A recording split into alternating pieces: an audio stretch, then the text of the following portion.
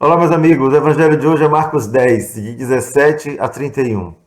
Nesse evangelho, vamos retomar algumas frases de Jesus que são frases fortes, às vezes difíceis de entender, um pouco enigmáticas. A primeira frase enigmática de Jesus é aquela em que ele diz: Ninguém é bom a não ser Deus. É claro que a gente tem a ideia de que Jesus e Deus é um só, uma das três pessoas da Trindade, então aquilo nos choca. Então Jesus quer nos falar algo que vai antecipar a sua resposta em seguida.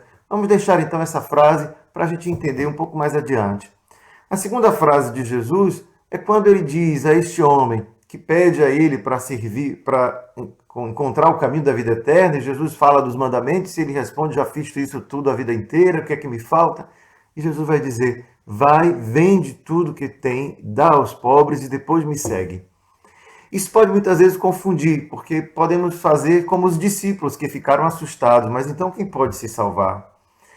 É que a exigência que Jesus fez naquele momento foi uma exigência que não ficava bem compreendida, senão num contexto em que aquele homem, sendo rico, não foi capaz de abrir mão da sua segurança material para acolher um convite a, como Jesus, como peregrino, anunciar o reino e viver de uma maneira diferente.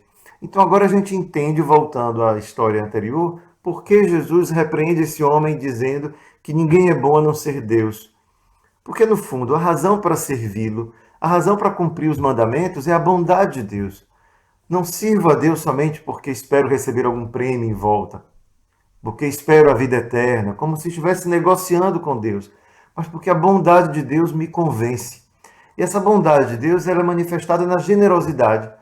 Tanto que, quando na criação Deus fez todas as coisas e viu que era bom, a palavra de Deus, quando fala de que algo é bom, está falando também de algo que é abundante, que é generoso, algo que completa, que sacia, que é perfeito.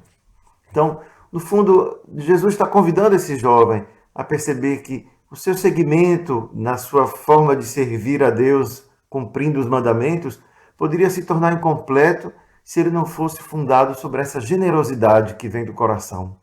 Por isso que antes de cumprir os mandamentos, existe um anterior que é o encontro com Deus, quer dizer, eu me encontro em um ambiente de amor, de generosidade, de maneira que a busca dos bens deste mundo se coloca em segundo plano em relação à busca dos bens eternos. Jesus muitas vezes falou da administração dos bens deste mundo, não é? Fazei amigos com os bens deste mundo, com o dinheiro injusto, para que eles possam um dia te acolher no céu. Fazei com que a sua riqueza te ajude a ganhar amigos para que o céu seja o teu prêmio e não, quem sabe, o conforto deste mundo. Agora, a gente quando ouve Jesus falar isso e vê que os discípulos se assustaram e perguntaram, mas então quem pode se salvar? É porque logo em seguida Jesus vai dizer que como é difícil para um rico entrar no reino dos céus. Ora, se o rico que tem as condições financeiras para exercer a caridade, se ele pode usar dos seus bens para conquistar esses amigos que o acolherão no céu, se a própria riqueza poderia ser vista como uma bênção de Deus que favoreceu o crescimento dos negócios daquele que é rico, como então alguém pode esperar se salvar? Se nem aquele que reúne todas as possibilidades consegue, é aí então que Jesus vem com uma frase ainda mais difícil, mas que depois se torna simples. Nem um camelo, é mais fácil um camelo passar pelo buraco de uma agulha do que um rico entrar no reino dos céus. É claro que essa hipérbole que Jesus está fazendo é clara. Um camelo, o buraco de uma agulha, são duas coisas incompatíveis. O camelo, o animal, o maior animal conhecido pela população onde Jesus vivia, na Palestina, e o buraco da agulha, o menor orifício que se poderia imaginar que algo poderia passar por ele.